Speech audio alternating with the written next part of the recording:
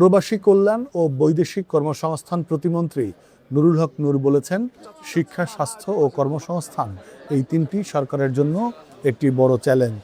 এই তিনটিতে সফল হতে পারলে আমরা দেশকে অনেক দূর এগিয়ে নিয়ে যেতে পারবো। আজ সকাল 11:30টায় পটুয়াখালী মেডিকেল কলেজ ও হাসপাতাল পরিদর্শন শেষে সাংবাদিকদের সাথে আলাপকালে তিনি কথা বলেন। তিনি আরো বলেন, বাংলাদেশের সকল হাসপাতালে জনবল ও চিকিৎসক সংকট রয়েছে। আমরা আশা করছি খুব শীঘ্রই এর সমাধান হয়ে যাবে।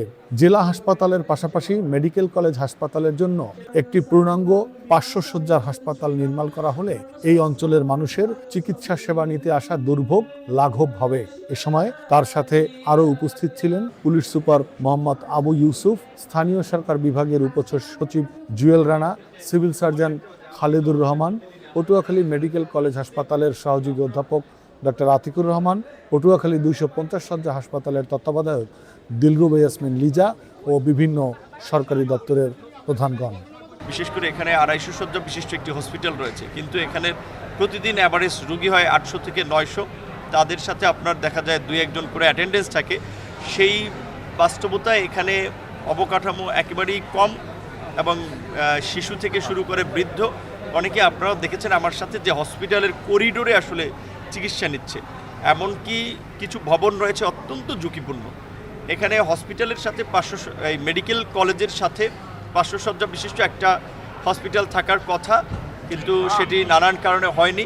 250 শয্যা বিশিষ্ট একটি হসপিটাল হয়েছে। আমাদের প্রচেষ্টা থাকবে যে মেডিকেল কলেজের জন্য জেলা হসপিটালের বাইরে আলাদাই একটা পূর্ণাঙ্গ 500 শয্যা বিশিষ্ট হসপিটাল।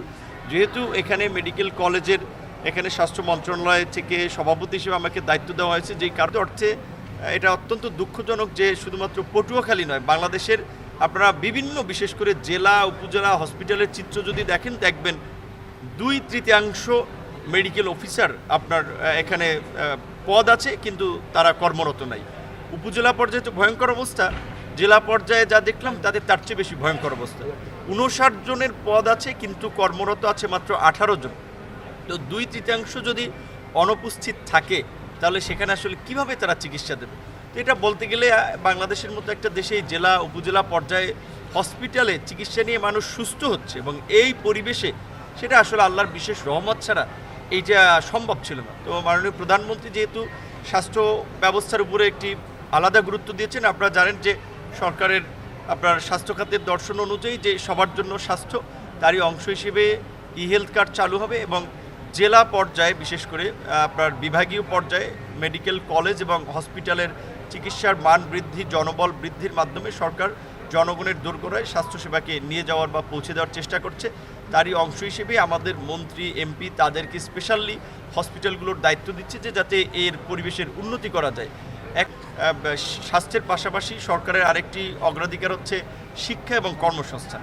শিক্ষা আনন্দময় কর্মমুখী শিক্ষার জন্য পাঠ্যক্রম নতুনভাবে তৈরি করা, কারিকুলামের পরিবর্তন, এবং আমাদের যে দেশের বাইরে যে একটা বিশাল জনগোষ্ঠী কর্মরত আছে, প্রায় 1.5 কোটি প্রবাসী, সেখানে এতদিন যে পদ্ধতিতে প্রবাসী যেত, এখন কিন্তু আমরা নতুন করে স্কিল ম্যান পাওয়ার পাঠানোরকে প্রাধান্য দিচ্ছি। আমাদের যে প্রায় 110টার মতো কারিগরি প্রশিক্ষণ কেন্দ্র রয়েছে, সেগুলোকে ফেসিলিটেট করা, এবং সেখানে যেন মানুষ ট্রেনিং নিয়ে তারা কতজন বাইরে যাচ্ছে, কতজন দেশে আছে, তার একটা ডেটা আমাদের থাকে। প্রায় 23টা মন্ত্রণালয় আপনার দেখা যায় ট্রেনিং করায়, যেখানে অনেক সময় ওভারল্যাপ হয়। সরকারের অর্থ ব্যয় কমাতে এবং একটা নিয়ন্ত্রণের মধ্যে নিয়ে আসতে আমরা এই প্রধানমন্ত্রী অলরেডি নির্দেশনা দিয়েছেন, সেখানে প্রবাসী কল্যাণ ও বৈদেশিক কর্মসংস্থান মন্ত্রণালয় আমরা এই ট্রেনিং সেন্টারগুলো আমাদের কারিগরি শিক্ষা বোর্ডের সাথে সমন্বয় করে আগামীতে যেন আমাদের তরুণ এবং যুবকরা যেন বেকার না থাকে, দেশে কর্মসংস্থানের পাশাপাশি বিদেশে যেন দক্ষ জনগোষ্ঠী বা মানব সম্পদ আমরা পাঠাতে পারি, সেই বিষয়ে সরকারের একটা গুরুত্ব রয়েছে। সুতরাং স্বাস্থ্য, শিক্ষা এবং কর্মসংস্থান এই তিনটায় সরকারের একটা বড় অগ্রাধিকার রয়েছে, এবং এই তিনটা জায়গায় যদি সরকার আমরা সফল হতে পারি, আশা করি দেশকে আমরা অনেক দূর এগিয়ে নিয়ে যেতে পারব। Desk report, next Bangladesh 24।